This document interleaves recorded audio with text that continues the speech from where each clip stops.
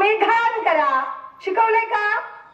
राणे माझे सोने, आज तू एवढी भारी दिसतेस, एवढी भारी दिसतेस. मी खरं तर कन्नडमध्येच बोलणार होते हे, की तुमच्या सगळ्यांचं मला स्वागत करायचंय आणि तुम्ही जे दिसताय ना ते मला तुमच्या भाषेत सांगायचं आहे की ಕಾರ್ಯಕ್ರಮದಲ್ಲಿ ನಿಮಗೆ ಸ್ವಾಗತ.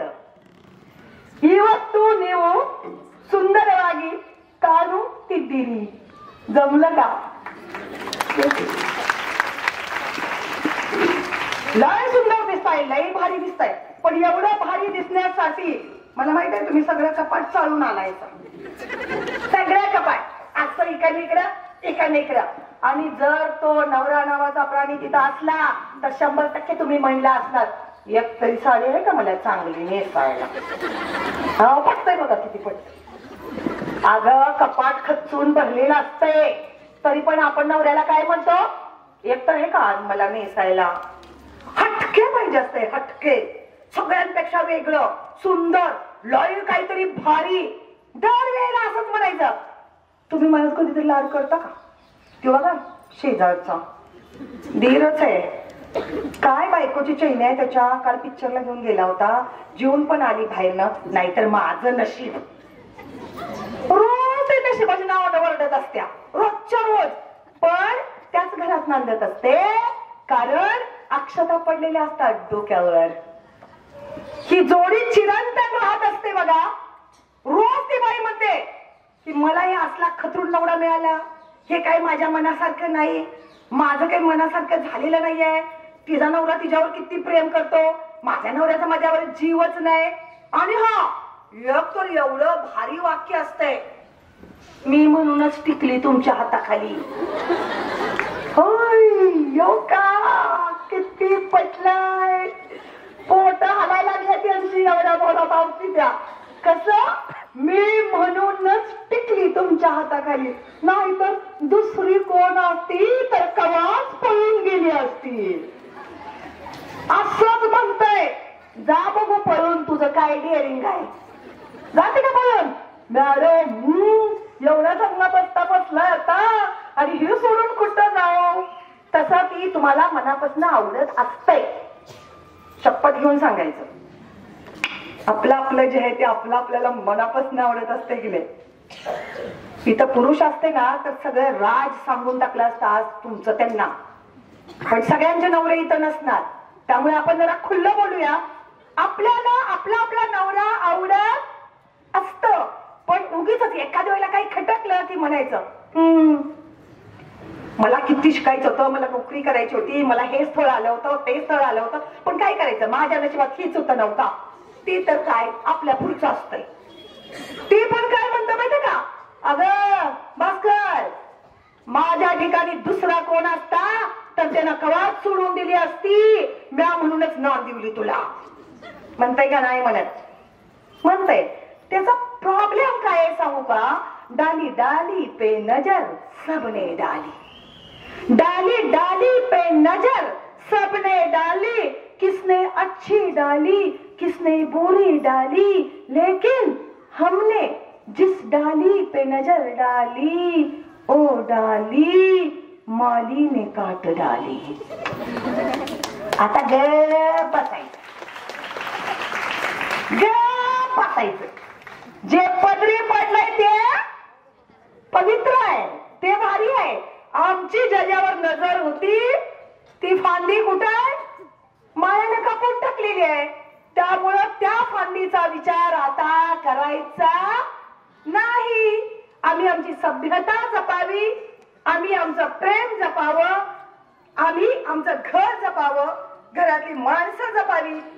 मला सांगा, सगळं काही सुंदर देखणं जे दिसतं ना बाहेरून, तसंच कुठं असतं?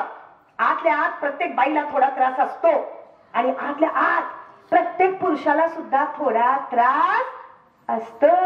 बाहेरची सगळी म्हणतात ह्याची बायको काय चिकनी आहे, दिसतंय चिकन, गोर पान, पांढर फाट, पण तो आगीचा गोळा त्यांना कसा सांभाळला फक्त त्यालाच माहिती असते. आगीचा गोळाच असतो तो. आणि कधी कधी मुली पण म्हणतात वा काय नवरा मिळालाय तिला माहितीये. एवढी मस्त गाडी, तेवढी छान माडी, अगं हिला एवढं स्वातंत्र्य, तिच्या नवरा एवढा चांगला देखना तर्नाबांड नवरा. अगं अगं अगं तुला काय माहिती त्याचा नमुना. ती असते तवर सळलं असते, पण त्याच्यात जर नवरा उलटा झाला तर बाई ग राव. एकाच तोंडानं 10 तोंडे बोलतोय. मग तेव्हा त्या क्षेपणास्त्रांशी मुकाबला करताना काय हाल होत हे कुणाला माहिती. तिलाच माहिती ना. केवढा भारी, केवढा सुंदर आमकीचा नवरा. अगो लय भारी आहे, पण त्याचं भारी पण कुणाला माहिती. तिला भारी माहित. कारण तेव्हा ते नवरा नसतंय. कोण असतंय. राहू नसतंय. हे सगळीकडे आहे. हे असे आहे आणि असेच असणार आहे. यात काही बदल होणार आहे का. या सगळ्यामध्ये काही बदल होणार आहे का. नाही होणार. मग तुम्ही बदला ना. तुम्ही बदला. तुम्ही काय म्हणणार. काय सांगायचं मॅडम तुम्हाला. काय आज भाषण ठोकाल, निघून जाल. तुमचं सगळं काही भारी आहे. तुमचा आपला बेस आहे. सगळं काही जिथल्या तिथं. नानाची टांग माझ्या जिथल्या तिथं. अगं घरोघरी मातीच्या चुली बायांनो नोकरी करायची, धावायचं, ती पोरं सांभाळायची, शासनाच्या सगळ्या योजना, ती पोरं आपल्या सारखी व्हावीत म्हणून मरायचं. त्यात दत्तक घेतलेल्या 10 पोरी असतात. एक शाळा, एक 13 मुलांची एक आश्रमशाळा आहे. गोरगरिबांची जी पोरं आहेत ही 10 मुलं मी स्वतःच्या घरात दत्तक घेते. त्या मुलांना सांभाळते. त्या पोरींची लग्न लावून देते. त्या पोरींची लग्न झाली आणि त्यांची बाळंतपणं झाली की ती त्यांच्या आईच्या आधी आई म्हणून माझ्याच नावानं भोकाड पसरतात. माझी 2 मुलं स्वतः जन्माला घातलेली ती लग्नानंतरची आहे, पण लग्नाच्या आधीची वेगळा विचार करू नका. दत्तक घेतलेली 1994 पासून पहिल्यांदा 5 मुली दत्तक होत्या. 94 ते 97, 98 पासून या 5 मुलीच्या 10 मुली झाल्या. म्हणजे ह्या 10 पोरी त्यांचं बघायचंच. त्यांच्या बरोबर आता जे चालू होतं तो इंदापूरचा जो आश्रम आहे त्या आश्रमासाठी थोडस जे योगदान आहे, हे योगदान हे तुमच्यासारख्या सगळ्यांसमोर जायचं, भाषणं ठोकायची. यातला एकही रुपया स्वतःसाठी घ्यायचा नाही. त्यामुळं येताना समजा ड्रायव्हर असेल तर ती, अन्यथा जी बाई मानधनच घेत नाही त्या मानधनातला 1 रुपया घरात देत नाही. मला सांगा तिच्या नवऱ्यानं, तिच्या पोरानं का बरं तिचा ड्रायव्हर व्हावं. पर्याय आहे. नाद करायचं नाही. मातृसत्ताक पद्धती जिंदाबाद. सामर्थ्य संस्कृतीचे. आपल्या घरात सगळी एकमेकांचं ऐकतात. तिथं स्त्री असेल किंवा पुरुष असेल, प्रत्येकाच्या विचाराला तितकंच महत्व आहे. आज जर मी सांगितलं ना मला गाडी पाहिजे, मला माझ्या बरोबर अमुक अमुक पाहिजे, मला आज ही व्यक्ती पाहिजे, आमच्या ठिकाणी मी जाणार आहे. जाताना आजच्या दिवसात मला 3 कार्यक्रम आहेत. गेल्या वेळेला तर तुम्ही कर्नाटकवाल्यांनी माझं एवढं हाल केलं. एक कार्यक्रम इकडं कर्नाटकात या बाजूला जतच्या, तर दुसरा कार्यक्रम कर्नाटक मिरज, त्याच्या पुढची बाउंड्री कर्नाटकचं लास्ट टोक, आणि तिसरा कार्यक्रम मध्येच. एकाच दिवशी एका माणसाचं एवढं हाल करताय लगाच्यांनो, तरी सुद्धा मी काय म्हणते, आपल्याला प्रॉब्लेम नाही. आपली जिंदगी सुखात चालू आहे. तुम्ही बदला की ग. कोणतंही काम करा, कोणतंही काम आनंदानं करा. आयुष्यातलं प्रत्येक काम प्रत्येक स्त्रीनं, प्रत्येक पुरुषानं आनंदाने केलं पाहिजे. अभ्यास करायचा आहे ना, करा की आनंदानं. धाडभर केली ग तुम्हाला. कंटाळा येतोय, बोर होतोय, बोर. ऍपल बोर भारी होतं तुमच्यातलं, फेकून मारा की तिला. अप्पा अभ्यास करते. तुम्हाला या वयात बोर होतंय. आगाई अड्याच्या मी मगाशी सांगितलं MA फर्स्ट इयरला माझं लग्न झालंय. तेव्हा ह्या 10 पोरी दत्तक होत्या माझ्याकडे. बघा FY झाल्या FY मी जेव्हा करत होते त्याच्या आधी माझं डीएड झालं होतं. डीएड झालेला निकाल लागायच्या अगोदर पासून मी नोकरी करतेय.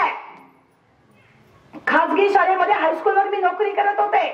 एकीकडे मी FY करते आहे, दुसरीकडे मी नोकरी करते आहे, तिसरीकडे मी तेव्हा 5 मुली दत्तक घेऊन शिकवते आहे, चौथीकडे दारूबंदीची चळवळ माझी चालू होती आणि एका वर्षामध्ये 3 गावं मी दारू मुक्त केली होती. लग्नाच्या आधी 3 गावं दारू मुक्त केली होती.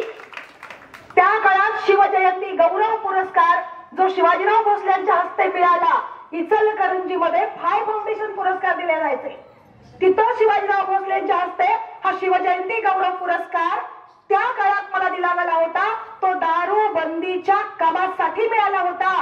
या जत मध्ये माझं सगळ्यात जास्त सख्य जर कोणाची असेल तर ते आहे माझ्या पत्रकार मित्रांशी, माझ्या पत्रकार भावंडांशी.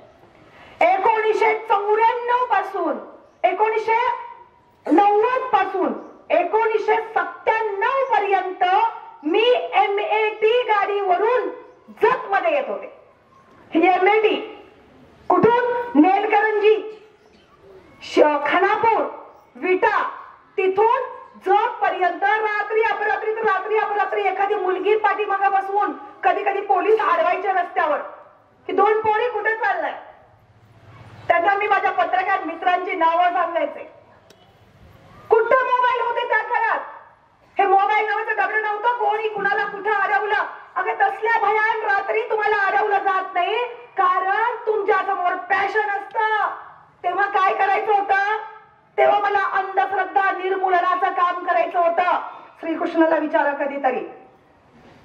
कधीतरी हा या गोष्टी जर निघाल्या ना की कसे प्रवास केले, कधी प्रवास केले, काय कामं केली, करता येतं. एका वेळी तुम्हाला समांतर, मला स्वतःला तरी 10 कामं करता येतात.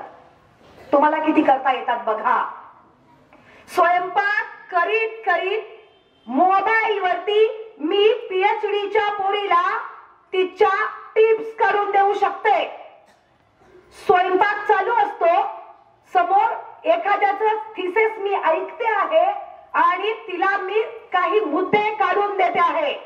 चालू काय आहे? स्वयंपाक. दुसरीकडे त्या मुलीचे मुद्दे काढून होत आहेत. तिसरीकडे स्वयंपाकाला फोडणी दिल्यानंतर उभं नाही राहावं लागत. मी बाटल्या भरते पाण्याच्या गाडीत टाकण्यासाठी. मावशी दिवसभर थांबत नाही स्वयंपाकवाली. धुणं भांडी फरशीची बाई ही कामं करत नाही शहरामध्ये. माझ्याकडे 2 मावशा आहेत, तरीही ही स्वतंत्र कामं स्वतःला करावी लागतात.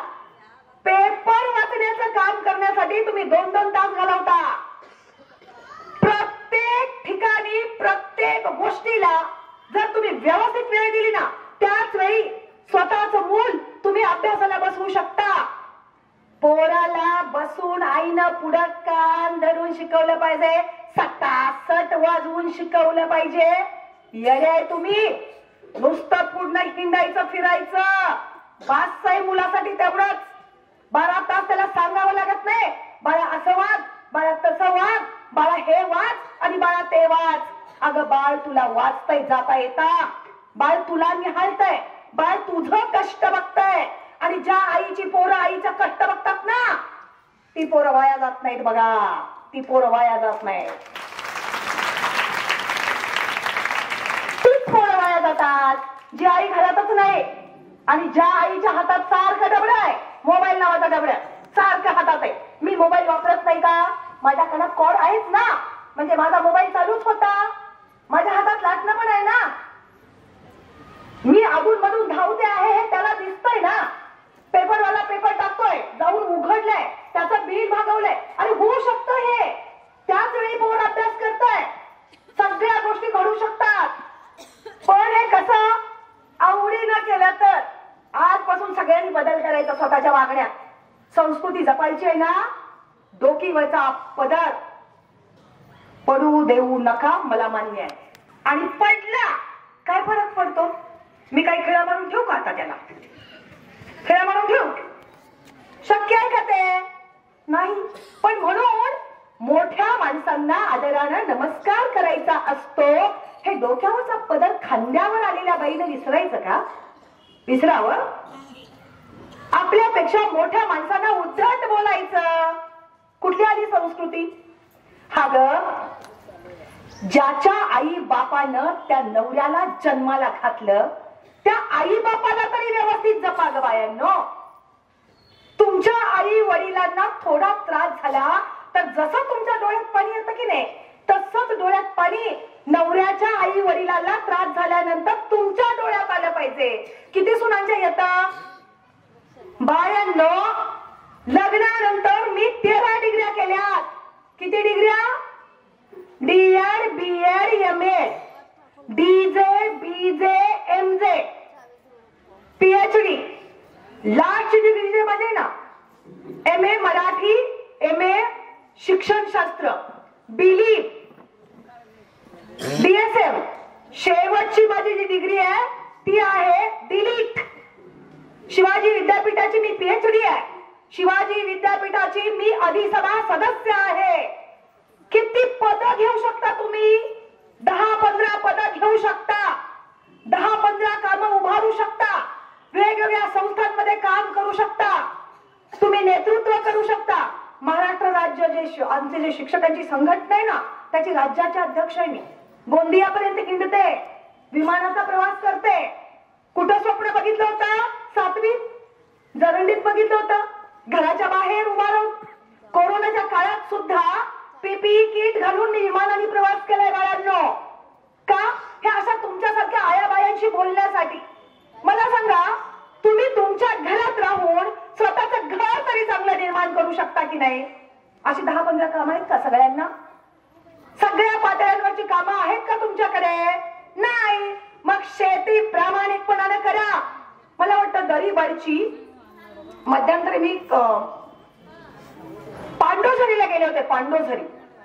पांडोझरीच्या एका स्त्रीनं खूप उत्तम शेती केलेली आहे आणि परदेशी शेतीची लागवड त्या बाईनं स्वतःच्या शेतात करून ड्रॅगन फ्रूटचं उत्पादन एकदम चांगल्या पद्धतीने केलंय. ही बाई तुमच्याच मातीतली आहे ना? इथलीच आहे ती शेतकरी. जी देवी तुम्ही सगळेजण मानता ती पण एक स्त्रीच आहे ना. मग स्त्रीमध्ये जर इतकी गुण असतील, एवढ्या गोष्टी असतील, तर तुम्ही का मागास राहताय?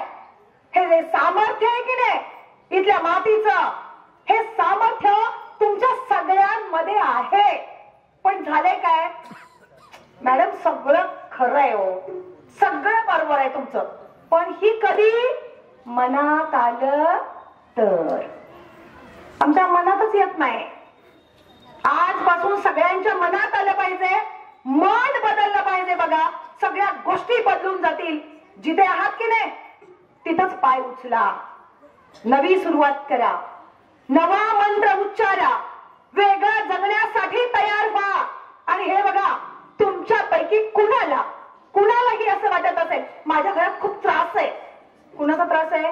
कोण म्हणतं सासूचा, कोण म्हणतं सासऱ्याचा, कोण म्हणतं दिराचा, कोण म्हणतं नंदेचा. तुम्हाला एक सांगू, ह्या सगळ्यांचे जे त्रास आहेत की नाही, हे तुम्ही कानातनं डोक्यात घेताय, डोक्यातनं मनात घेताय म्हणून आहेत.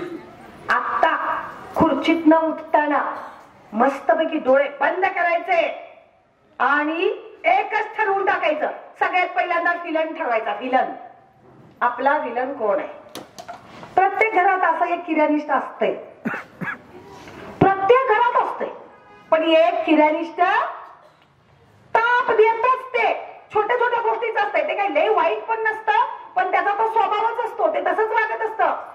खुर्चीतून उठताना डोळे बंद करायचे, चेहरा आठवायचा आणि एकच ठरवायचं, त्यांना बदलण्यात आयुष्य घालवणार नाही, मी बदलणार. सुरुवात बघा तुमच्या यशाची आजपासून ती नांदी असेल. त्यांना बदलण्याच्या फंदात पडू नका. ते काय म्हटले? तुम्हाला म्हटलेच नाही. ते तुम्हाला बोललेच नाही. त्यांची तेवढी कुवत नाही. मला सांगा, त्यांचा मेंदू जर तुमच्यापेक्षा लई भारी असता तर ते आहे तिथं राहिले असते का? एक लक्षात ठेवायचं, ज्या माणसांना त्यांच्या आयुष्यात फार प्रगती करता येत नाही ती माणसं फक्त इतरांना नावं ठेवतात. बाईच्या जातीनं आजपासून दुसऱ्या बाईला अजिबात नावं ठेवायचं, दुसऱ्यांची माप काढायची, जिथे आहोत तिथून सिद्ध व्हायचं, नवा प्रवास करायचा. आज या कार्यक्रमाच्या निमित्तानं तुम्ही मला या ठिकाणी बोलवलं. खरं तर बोलण्यासारखं खूप आहे, पडणारा अंधार मला सुचवतोय. माझा इथून पुढचा जो प्रवास आहे तो प्रवास ही जास्त आहे. मी शेवटाकडे येणार आहे आणि शेवटाकडे येताना मी एक छोटीशी कथा तुम्हाला सांगणार आहे आणि थांबणार आहे. हे सगळं करा, सगळं करा. स्वतः बदला, घर बदला, घरच्यांसाठी काम करा. बाई ग, फक्त एक ठरवा, पैसा, प्रतिष्ठा, सोनं नाणं, साड्या माड्या म्हणजे तुमचं आयुष्य नाही. तुमची गुंतवणूक आहे नाही, गुंतवणूक, बायकांची गुंतवणूक ही तुम्ही तुमच्या मुलांमध्ये करा. सगळी गुंतवणूक आजपासून आपण आपल्या मुलांमध्ये करूया. त्याचे परिणाम इतके सुंदर होतील बघा, इतके सुंदर होतील की इथली जी संस्कृती आहे ना, आई आणि वडिलांना देव मानणारी, आई वडिलांना पूजणारी, ती संस्कृती पुन्हा आपण निर्माण करू शकू. नाही तर सांगलीला महापूर आला होता, आठवते का? सांगलीला महापूर आला, सांगलीत सगळ्यात पाणी झालं, बोटी सोडल्या, नावा सोडल्या, लोक वाचवायला लागले, जगवायला लागले. तेव्हा गाव भागात एका माडीवरती 81 वर्षाची एक आजी अडकलेली होती. वय वर्ष 81. आता 81 वर्षाची आजी ज्या बिल्डिंग मध्ये अडकलेली आहे त्या 3ऱ्या माळ्यावरती 2 दिवस कुणीच गेला नाही, कुणीही तिथं फिरकलं नाही. आता ही जी आजी आहे हिला होती 3 मुलं, त्यातली एक मुलगी आणि 2 मुलगे. तिचे दोन्ही मुलगे सॉफ्टवेअर इंजिनियर आहेत आणि तिची मुलगी शिक्षिका आहे. तिची मुलगी तिथून जवळच असणाऱ्या एका वाडीमध्ये राहत होती आणि मुलगे अमेरिकेत होते. त्यांच्या बायका पण सॉफ्टवेअर इंजिनियर होत्या. या दोन्ही मुलांना एक एक मुलगा होता. ही मुलं काय करायची, आईला पैसे पाठवायची. आता आईचे पैसे कुणाकडे यायचे तर त्यांना सांभाळायला एक कामवाली मावशी होती. त्या कामवाली मावशीला तो पगार यायचा आणि एक डबा लावलेला होता त्या मुलांनी. त्या डबेवाल्याला ती मुलं पैसे पाठवायची. म्हणजे डबेवाल्याचं बिल भागवलं आणि कामवाली मावशी जी ठेवली आहे त्या कामवाल्या मावशीचं बिल भागवलं. ती पोरं बिल भागवायची. ही 81 वर्षाची म्हातारी त्या 3ऱ्या माळ्यावरती 2 दिवस एकटी झोपलेली आहे. तिच्या अंगात ताप होता. ती तापानं फणफणत होती. तिला उठता येत नाही, तिला चालता येत नाही. सांगलीत खाली पूर आलाय, वर कसं जायचं? कामवाल्या बाईला तिथं जाता येत नाही, डबा पोहोचवता येत नाही. ही आजी झोपलेली आहे. सुरक्षा रक्षक जे होते ती जवान पोरं, ही पोरं सगळ्या बिल्डिंग मधली माणसं हलवत होती आणि ती माणसं हलवताना त्यात एका मुलाच्या लक्षात आलं की 3ऱ्या मजल्यावरच्या त्या एका खोलीत कुणीतरी विव्हळतंय, जोरात ओरडतंय. त्यानं खिडकीतून बघितलं. आता गंमत अशी आहे, दरवाजा आहे पण त्याला कुलूप आहे, त्याची किल्ली तिथं नाही. हा मुलगा बघतो, खिडकी आपटतो, आतून फक्त विव्हळण्याचा आवाज येतोय. त्याला प्रश्न पडतो, आपण जर असंच थांबलो तर आतलं काही कळणार नाही, आपण कुलूप फोडायचं, आत जायचं. तो कुलूप फोडतो, आत जातो, तर ही उंच्या पुऱ्या देहाची गोरीपान बाई, खाली गादी आहे आणि त्या गादीवरती झोपलेली आहे. 2 दिवस तिला अंघोळ नाही, म्हणजे तिला कुणीतरी पुसून जात होतं आणि बेड केअर चालू होती. पाण्याची गादी असते की पाण्याची गादी, पोरांनी इतकं जपलंय बघा आईला. पाण्याची गादी टाकली आहे खाली. तिच्या उशाला छोटे छोटे नॅपकिन आहेत, टर्किशचे टॉवेल आहेत, वस्तू सगळ्या VIP आहेत. तिच्या खायच्या गोळ्यांसाठी स्वतंत्राच्या डब्या आहेत. Sunday, Monday, Tuesday, Wednesday. जणू काही त्यांची आई आता आठवड्याचे वारच पाठ करणार आहे. नव्हतं, फक्त माणूस. सेवा करायला, तिला हात लावायला जवळचा माणूस नाही. फक्त पैसा पुरवला जात होता. बायांनो, त्याचं कारण लक्षात घ्या. या नवरा बायकोनं स्वतःची मुलं शिकवली. त्या काळात एक फॅड होतं, आपली मुलं शिकली पाहिजे, मोठी झाली पाहिजे. भारतातली मुलं ही विमानानं देशाच्या बाहेर गेली पाहिजेत. माझी पोरं ग्लोबल झाली पाहिजेत. अरे इंडिया ग्लोबल होतो आहे हे स्वप्न प्रत्येक भारतीय बघत होता. दक्षिणेचं पश्चिमेचं वारं प्रत्येकाच्या पंखाला लागलं होतं. जिचा तिचा पोरगा आउट ऑफ इंडिया जॉबचं स्वप्न बघत होता. आज पण बघतो. हिची पोरं सुद्धा अशीच सॉफ्टवेअर इंजिनियर. तुम्हाला ठाऊक नसेल, कधी कधी महिन्याला लाख, 1.5 लाख ते 7-7.5 लाखाचं पॅकेज घेतात ही पोरं. अलीकडे 1.5 कोटीचं पॅकेज घेतात ही पोरं. 1 वर्षाला 1.5 कोटीचं पॅकेज असतं. इतका पैसा मिळवतात. आपल्या तोंडाला पैशांचं पाणी सुटतं. आपल्याला मोह पडतो. आमकीच शिकतंय, माझं पण बाहेर शिकलं पाहिजे. अरे कॉन्व्हेंटला घालतो. हा विषय वेगळा आहे, हा विषय स्वतंत्र आहे. जर तो विषय घेऊन मी तुमच्या समोर आले ना, त्याही विषयाचा उलगडा होईल. पण नुकतं आपण या कथेत पुन्हा फिरूया. या नवरा बायकोनंही तेच केलं. तिची दोन्ही पोरं बाहेर गेली. बाईची जात एवढी खडूस आहे ना, एवढी बेकार आहे. मुलगा आणि मुलगीमध्ये नेहमी भेद करते. पोरीनो, भांडायला शिका, भांडायला शिका. आई भावाला वाढताना त्याला भात जास्त घालते. तुम्हाला का कमी घालते माहितीये? भाताने जाडी वाढते. भावाच्या भातावरती तूप जास्त घालते. तुम्हाला फक्त पळी पुसते. का? ताकदवार व्हाल म्हणून. स्त्री पुरुष समान. बाई आज पण मानत नाही. आज पण तिला मुलगा प्रिय वाटतो. अगं बाई, मुलगा आणि मुलगी समान आहे म्हणायला शिक. कारण ह्या बाईला ज्या पोराने उचललं ते तिनं जन्माला घातलेलं पोरगं नव्हतं. कुणाचा तरी कुणा माईचा लाल जो देशाची सेवा करतोय, आई वडिलांची सेवा करतोय, त्या पोरानं ते कुलूप तोडून म्हातारी जवळ जाऊन तिला उचलण्याचा प्रयत्न केला. उचलली नाही, तिघांनी उचलली, बोटीत टाकली, सिव्हिलला नेऊन ऍडमिट केली. म्हातारीला ऍडमिट केल्यानंतर तिच्या उशाच्या खाली एक डायरी होती. तिनेच सांगितलं. तिसऱ्या दिवशी ती जराशी शुद्धीवर आली आणि तिने सांगितलं, माझ्या उशीच्या खाली एक डायरी आहे आणि त्यामध्ये फोन नंबर आहे. माझी मुलगी इथून जवळ राहते, माझ्या मुलांचे नंबर त्यात आहेत. एका डॉक्टरनी तिच्या मुलाला फोन केला. त्या मुलाने फोन नाही घेतला, फोन लवकर लागलाच नाही. मुलीला फोन लागला. मुलगी मात्र पटकन आली. आई ग म्हणून रडायला लागली. ती पोरगी आईच्या उशा पैशाला थांबत होती. तिच्या डोक्यावरून हात फिरवत होती. तिनं बाहेर येऊन मोठ्या भावाला फोन केला. दादा, आई आजारी आहे, तुला यावं लागेल. दादानं उत्तर काय दिलं? धाकट्याला फोन कर, मला रजा नाही. तिनं धाकट्या भावाला फोन केला. अरे दादाला रजा नाही, तू तर येऊन जा. त्यानं उत्तर दिलं, आई हॉस्पिटलला आहे, तिची सेवा करण्यासाठी तू पुरेसी आहे, त्यामुळे तिची सेवा तू कर, मी सुट्टी घेऊ शकत नाही. दोन्ही पोरं आली नाहीत इंडियात. पोरगी आईची सेवा करत राहिली. पण तिसऱ्या दिवशी आई मेली. आई मेल्यानंतर मात्र पोरीला राहवलं नाही.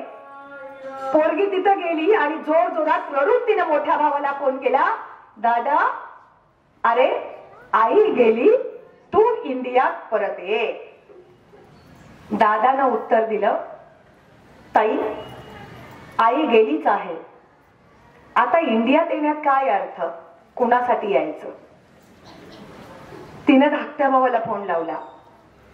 अरे दादा येऊ शकत नाही, तुला तरी जमतंय का? ते धाकटं काय म्हणालं ते इथं बसलेल्या प्रत्येक आईनं ऐका. ते धाकटं म्हणालं, ताई, आई गेलीये, एक कर, आईला व्हिडिओ रेकॉर्डिंग करून ठेव, म्हणजे इंडियात आल्यानंतर ते आम्हाला बघता येईल. मला सांगा, 9 महिने 9 दिवस ही 2 पोरं त्या बाईनं पोटात वाढवली. त्या पोरांना एवढं शिकवलं, त्या 2 सुना, ती नातवंड, आणि आम्ही स्वप्न काय बघतो? आमच्या शेवटाची, अखेरची. का? जीव जाताना तोंडात पाणी घालायला कोण पाहिजे का तुम्हाला? जीव जाताना तुमच्या तोंडात पाणी घालायला तुम्हाला मुलगा असावा लागतो, वंशाचा धनी. ह्या बाईचा जीव जाताना, या बाईचा जीव गेल्यावर तिच्या जवळ कोण होता? ही होती, ही पंती. जीव, प्रेम, माया, कारुण्य, सेवावृत्ती, हे सगळं सगळं बाईकडे असतं. हे तुमच्या सगळ्यांमध्ये आहे, म्हणून तुमचे डोळे भरून येत आहेत. हे सगळं तुमच्यात आहे. हे तर मुलांमध्ये इतक्या प्रमाणात नसतं जितकं स्त्रियांच्या हृदयात असतं. ही पोरगी दार मोकळून रडायला लागली. हिच्या हातातला फोन खाली गळून पडला. पोरगी जोर जोरात रडतीये. हे तिथंच शेजारी उभ्या असलेल्या एका आजोबांनी बघितलं. ते म्हणाले, बाळ, गेले 4 तास तू फोन लावत होतीस, कुणाला फोन केलास? ती पोरगी म्हणाली, अहो आजोबा, मी त्या राक्षसांना फोन केला, ज्या राक्षसांना शिकवण्यासाठी माझ्या आईनं तिच्या गळ्यातलं मंगळसूत्र सुद्धा मोडलं. माझ्या बापानं त्याच्या जवळ असणारी सगळी पुंजी या पोरांच्या शिक्षणासाठी खर्च केली. त्यांच्यापैकी आज इथं कुणीच आले नाही. या मुलांनी इतकीच मी हुशार होते, त्यांच्या इतकीच बुद्धी माझ्याकडे होती, पण माझ्या आई वडिलांनी मला फक्त डीआर केलं आणि प्राथमिक शाळेची मास्तरीण बनवलं. आज माझी भावंड माझ्या आईच्या चितेला अग्नी देणार नाहीत आणि माझं गाव मुलीनं चितेला अग्नी दिलेलं मान्य करणार नाही. आजूबाजूला जेवढे लोक होते की नाही, तेवढे धडा धडा धडा रडत होते. परवा पुण्याला माझ्या एका मैत्रिणीचा नवरा गेला. सरकार घराण्यातल्या आम्ही पोरी, पण आमचं घराणं ही गोष्ट आजही मानायला तयार नाही. त्या मुलीनं 3ऱ्या दिवशी वडिलांच्या फोटोला हार घातला म्हणून त्यांच्या घरात कालवा उठला आणि त्या बाईनं तशाही अवस्थेत पहिला फोन मला लावला, ताई मुंबईला गेला होता, जाताना जमलं किंवा प्रवासात असाल तर प्लीज प्लीज पुण्यात माझ्या घरी या, कारण माझ्या घरात माझ्या मुलीला खूप छळलं जात आहे. मी घरात पोहोचले, विधी नुकताच संपून गेला होता. माय लेकी गळ्यात पडून ढसा ढसा रडत होत्या. अजूनही पाळतो आम्ही या गोष्टी. चालत नाही, मुलीनं अग्नी दिलेला चालत नाही, मुलीनं पाणी पाजलेलं तुम्ही मान्य करत नाही. आता सोडा ग, मी म्हणतेय बदला बदला, आज बदला. ज्या खुर्चीवर बसलाय ना, त्या खुर्चीवरून उठताना बदला. आपण बदलूया. सांगू, मी इतका त्रास का करून घेतीये, मी एवढी का फिरतीये, माझा केवढा प्रवास होतोय, मी किती प्रचंड प्रचंड काम करतीये. बाहेर तुम्हाला पण माहित नाही, मला पण माहित नाही आपल्या कुणाचं आयुष्य किती आहे. आपण जन्मलोय, आपण जगतोय, एवढंच सत्य आहे राण्यांनो. पुढचा क्षण तुमचा आहे, माझा आहे, कुणालाच सांगता येणार नाही. माझी एक कळकळीची आणि तळमळीची विनंती आहे तुम्हाला की बाईची वैरी होऊ नका. त्या सावित्रीच्या जयंतीच्या निमित्तानं मी तुम्हाला कळकळीचं सांगतेय, दुनिया तुमच्या विरोधात पेटू दे, जळू दे, उठू दे, तुम्ही तुमच्या विरोधात उठू नका ग. तुम्ही तुमच्या विरोधात पेटू नका. तुम्ही तुमच्यावर कांड करू नका. तुम्ही तुमची मापा काढू नका. तुम्ही तुम्हाला त्रास नका देऊ. विधवा बंदीचा आत्ता कुठं त्या हेरवाडनं मनावर घेतलं. त्या ग्रामपंचायतीचे सत्कार झाले 1994 साली आवळाईतल्या एका प्राथमिक शिक्षिकेनं या विरोधात बंड उचललं होतं आणि 1994 पासून लग्नापूर्वी पासून मी धडपडतीये. जिथं जिथं मी कार्यक्रमात जाते की नाही सरळ हळदी कुंकू लावून टाकते त्या बाईच्या कपाळावर. काय फरक पडतो ग? काय फरक पडतो? व्हा की ग सावित्री, व्हा सावित्री. मला सांगा, त्या सावित्रीला पूजताय, तिला हार घालताय, तिला नमस्कार करताय, तिला श्रेष्ठ मानताय, मग तिचे विचार का नाही तुम्ही श्रेष्ठ मानत? तिने शिकवलं ते सगळं का नाही शिकत? तो यशवंता तिचा स्वतःचा मुलगा नव्हता ग. सावित्री आणि यशवंताचं नातं हे आई आणि मुलगा असलं तरी यशवंता हा तिचा स्वतःचा मुलगा नव्हता. काशीबाई नावाच्या विधवा ब्राह्मण बाईचं पोर होतं यशवंता. त्या पोराला या बाईनं डॉक्टर केलं आणि प्लेगाच्या साथीत पेशंट आणून त्या डॉक्टर पोराच्या पुढे टाकले आणि त्यांना वाचवता वाचवता मेली ही माय माऊली. अगं तिचं मरण कल्याणाला आलं जगासाठी मेली ती बाई. नवऱ्याचं प्रेत उचलायला माळी समाजातला एकही माणूस पुढे आला नाही. त्याचं कारण काय होतं माहितीये? बामण बाईचा पोरगा माळ्याच्या ज्योतिबानं रक्त घेतलाय. प्रेताला कोणी हात लावत नाही. बाईनं पदर खोचला आणि यशवंताला म्हणाली, उठ यशवंता. अरे ही जग चांगल्याला चांगल्यानं वाईटाला वाईट नाही म्हणायचं. यशवंता, अरे ज्योतिबा माळ्याचं जरी असलं आणि तरी तू बामणाचा असला तर देण्यात घे, ज्योतिबा तुझा बाप होता आणि सावित्री तुझी आय आहे लेकराय. चल उठ, लाव खांदा. अरे माय लेकरांनी ते प्रेत स्वतःच्या खांद्यावर घ्यावं आणि त्याला अग्नी द्यायला एक बाई पुढे गेली होती. मग आज बाईनं चितेला अग्नी दिली. तुम्हाला का मान्य नाही? का मान्य नाही? मान्य करायला पाहिजे. मुलगा मुलगी समान मानायला पाहिजे. मुलगी झाल्यानंतर मला मुलगाच पाहिजे हा हट्ट आता सोडून देऊया.